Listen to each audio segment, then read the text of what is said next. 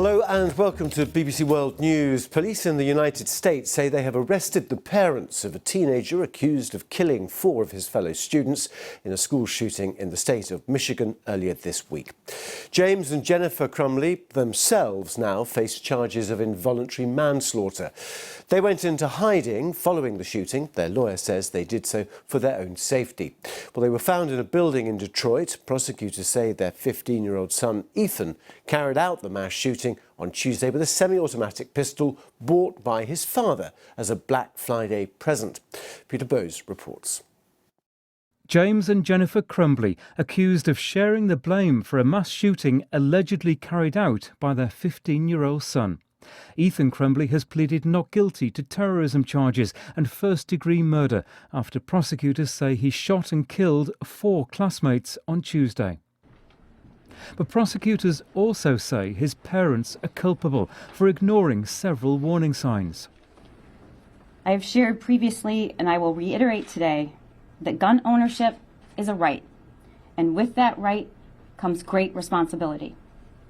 Based on the information and evidence I have received, today I am announcing charges against the shooter's parents, Jennifer and James Crumbley.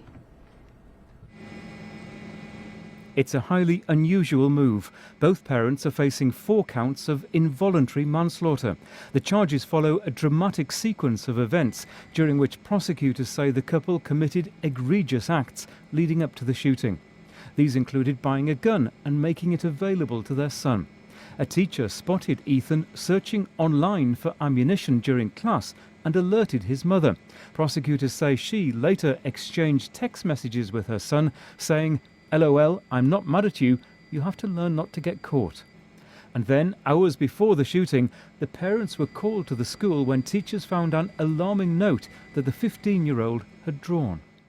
The note contained the following: a drawing of a semi-automatic handgun pointing at the words, quote, "The thoughts won't stop, help me," end quote. In another section of the note was a drawing of a bullet with the following words above that bullet, quote, "Blood everywhere," end quote. Between the drawing of the gun and the bullet is a drawing of a person who appears to have been shot twice and bleeding. Below that figure is a drawing of a laughing emoji. It's clear that... But prosecutors say the teenager's parents resisted his removal from the classroom and didn't check whether he had the gun. The notion that a parent could read those words and also know that their son had access to a deadly weapon that they gave him is unconscionable, and I think it's criminal. If found guilty, Ethan Crumbley faces a maximum sentence of life without parole. His parents could be sent to prison for up to 15 years. Peter Bowes, BBC News, Los Angeles. Well, let's discuss this in a bit more detail with Scott Lucas, Professor Emeritus of US and International Politics at the University of Birmingham here in the UK. We heard it was rare, this charge, but is it unprecedented? It's the first case that I know of involuntary manslaughter being filed against the parents of a juvenile who in turn has been accused of killing his classmates, or indeed killing anyone using a firearm. So I think we are looking at a case which will set legal precedent for parental responsibility over mass killings, whichever way the decision goes. And I also think, of course, we'll have a case which will have political ramifications amidst the ongoing debate over the necessity for gun control in the U.S. Yeah, I'd like to come to the political debate in a minute, but in terms of this individual case, is this about control? Because, I mean, reports differ, but it would seem that perhaps this gun would be bought for the use of the son as a Black Friday present, but presumably the Michigan gun laws mean that you can't own a gun until 18. So is this about parental control? I'm going to rely on the prosecutor's statement that was given hours ago about what they're bringing forth to justify the charges.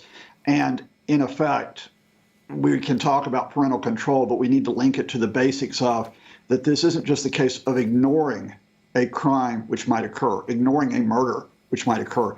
It's actually equivalent to aiding and abetting a murder which might occur. And by the sense of aiding and abetting, what I mean is it wasn't just the case that Ethan Crumbley had a firearm, had a pistol, and that his parents knew about it but didn't do anything. It is the fact that according to the text messages and the email cited by the prosecution, they bought this firearm for him. Now, it is not legal to buy a firearm for a juvenile, despite America's relatively lax gun control laws.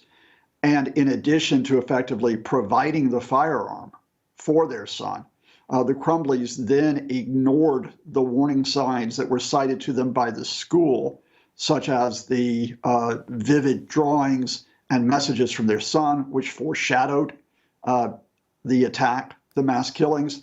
And indeed, the day before the shootings, they were warned, they were told that within 48 hours he needed to go into counseling, something needed to be done, and they ignored that as well. So it's the combination of providing the firearm as well as ignoring those who in effect were trying to prevent the use of that firearm that has led to this case. As I understand it, you don't need to actually keep guns securely stored in Michigan, so they haven't flouted any law there. But just how does this play into the whole gun control debate? I mean, how rare is it for children to legally be able to use firearms at shooting ranges and things like that with parental guidance or indeed alone?